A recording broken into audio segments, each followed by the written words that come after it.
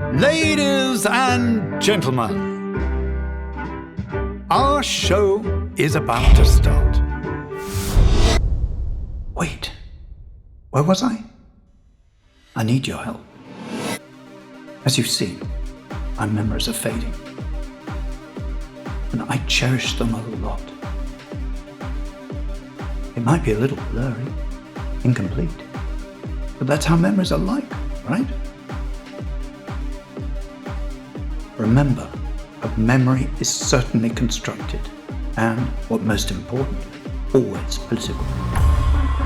Utopia is a 60OF, 25-minute virtual reality experience narrative that tells the story of a retired playwright that in the living room of his house, he welcomes the spectator and shares something important. He's losing his memories and he needs help to reconstruct and keep some of his most intimate and contradictory remembrances. One of the biggest references for this project are the photographs of Alvin Baltrop, who used to photograph in New York City during the 70s and the 80s. His photographs reveal a cruising space in an abandoned building that used to be a cruising spot, but also a place for avant-garde artists to meet.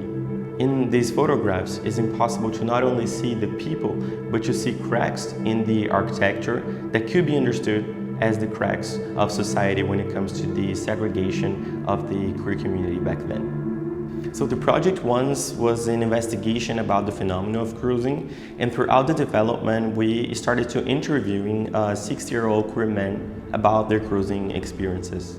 These interviews were really touching, and they gave another layer to the development and to the narrative of the project. After those interviews, we understood that we had to focus on this generation in a broader sense. This generation not only started the fights for LGBTQ rights, but at the same time, they're survivors from AIDS and repression. So this project is an attempt to give voice to this almost erased generation and at the same time celebrate their lives and their memories. In terms of character development, it was basically a hybrid between character research and also fashion design. When you think about digital fashion, I think the first things that came into your mind are like colors, fabrics and textures, and the whole storyline about the movie, and as well as the visual icons revolves around late 70s to early 80s. So a lot of movements were happening back then, just like cultural ones, then political ones, artistic ones. Personally, I love this time of fashion period because you have such a fun elements, just like huge platform boots and vests, baby tees and flare jeans and turtlenecks, and also giant headpieces. So it was very fun during the process to, bring back those elements up to surface. During the character development, the AI technology was very helpful, to generate the images of those people inside the cruising spaces and inside the club scene and also the theater. So it was a very important part of the project, technically speaking. Now talking a little bit more about the character of the performer. This performer represents a lot of the ballroom scene, and queer history was made during that time, so it was a very important period. In Utopia, what's very important for the narrative, the memory, which we can see through two different ways, by the particles aesthetic used in the characters and also through the images that are created by AI. At a certain point of Queertopia, it's given to the audience ideas of who these people might have been. We use AI to create images that create speculative memories of this generation that lived at the same time as the character.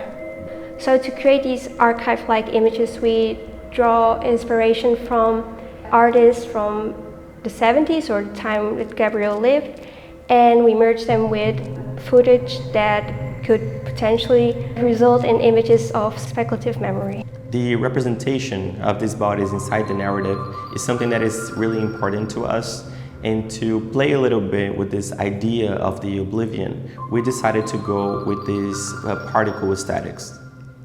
So to bring these bodies to life, we used the technology of mocap. So we had this very performative acts in which we had actors playing the scenes, and then later we applied those movements to 3D meshes and then applied these particle aesthetics. We were fortunate to have the opportunity to develop this project in the Biennale College Cinema Virtual Reality in 2022. So we were one of the 12 projects selected worldwide to be developed inside of the residency and receive some mentorships from industry experts.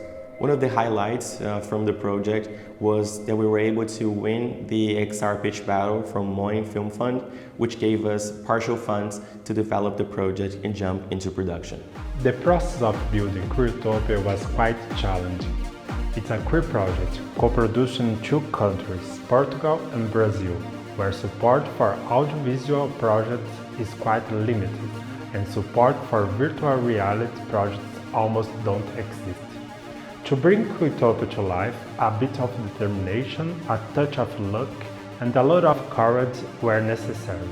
The journey was worthwhile. We met amazing individuals during this process, including the professionals, mentors, and partners.